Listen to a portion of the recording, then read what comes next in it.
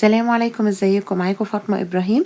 النهاردة هنعمل كشك بالفراخ. الكشك برضو من الحاجات الاساسية في سفرة رمضان، انا عن نفسي بموت فيه. تعالوا النهاردة نعمله بطريقة حلوة قوي، ان شاء الله تجربوه يعجبكم. يلا نشوف الطريقة مع بعض.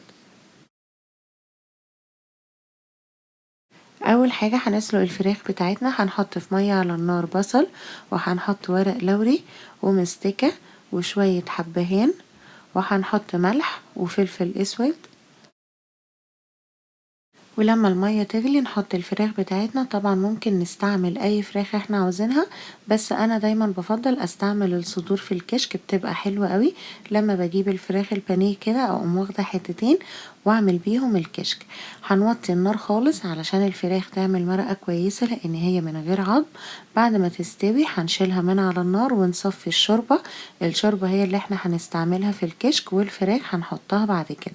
هنخلط بعد كده المرقة اللي صفيناها بشوية حليب. انا حطيت كوبايتين مرقة معاهم كوبايتين حليب، وهنحطهم في حلة على البارد. وهنحط معاهم 4 معالق كبار من الدقيق، وهنحط شوية ملح. ما نكترش الملح علشان المرقة فيها ملح. وهنحط شوية فلفل وشوية صغيرة جدا من الكمون، شعرة كده بسيطة قوي، ما نكتروش. وهنقلبهم الاتنين مع بعض كويس لغاية كده الدقيق ما يبدأ يدوب خالص في اللبن والمرقة. وبعد كده نرفعهم على النار. طبعا النار لازم تكون على الهادي خالص علشان يتقل كده وياخد قوام كويس. ونفضل على طول بالمضرب اليدوي كده او الويسك بتاعنا، نبقى بنقلب باستمرار علشان يبقى كده ملمسه ناعم ومفهوش اي كتل خالص. هنفضل سايبينه على نار هادية ونقليله بقى دلوقتي بصلاية كده تديله طعم حلو. هنروح في حلة تانية وهنحط معلقة كبيرة من السمنة، وهنحط فيها بصلة تكون مفرومة. وهنبدأ نقلب كده البصل لغاية ما يبدأ ياخد لون حلو، عايزينه يصفر شوية، ما يبقاش يعني بني وما يبقاش أبيض، علشان يديله كده طعم حلو. وننزل بيه على الكشك بتاعنا ونقلب فيهم برضو على نار هادية حوالي 3 دقايق كده، لغاية ما ياخد طعم وريحة البصل وكمان يتقل وياخد القوام بتاعنا اللي احنا بنبقى عاوزينه للكشك. دلوقتي اهو تقل معانا وبقى بالقوام ده، بيبقى تقيل كده شوية زي المهلبية. نبدأ ننزل عليه بالفراخ اللي سلقناها مع بعض. انا قطعتها قطع صغيرة، وزي ما قلتلكم ممكن نستعمل اي فراخ، حتى لو عندنا بواقي فراخ مسلوقة ممكن نستعملها، او الصدور او اي فراخ عندنا.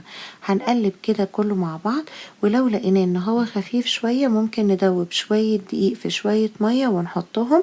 ولو تقيل زيادة عن اللزوم ممكن برضو نخففه بشوية مرقة او لبن، او القوام ده كده كويس اوي. هنبدأ بقى نغرفه. طبعا الكشك بيبقى اساسي في اكل رمضان، في الفطار ده بالنسبة لي انا اساسي، يعني لازم كل اسبوع اعمله. بيبقى حلو بقى معاه شوية ملوخية او رقاق او طبق جانبي في اي اكل موجود. انا اصلا بعمل منه كمية وبشيلها في الفريزر، ودايما بطلع كده اسخن منه مع الاكل، بيبقى حلو قوي.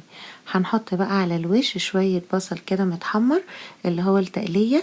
نحط منه شوية برضو بيديله طعم حلو جدا. وانا بس بعتذر لجوزي ان اتأخرت عليها شوية في الوصفة.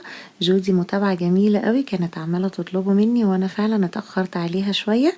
بس معلش بقى، يلا بينا نعمل الكشك كده، بيبقى طعمه حلو جدا. ناكل معاه بقى عيش محمص كده، بيبقى في منتهى الجمال. ان شاء الله تجربوه يعجبكم. لو عجبكم الفيديو بليز اعملوا له لايك وشير وكومنت، وما تنسوش تعملوا اشتراك في قناة اليوتيوب باسم تومي فود بالعربي او تومي يومي فود بالانجلش، وتعملوا سبسكرايب ونتابع كل الجديد مع بعض. شكرا.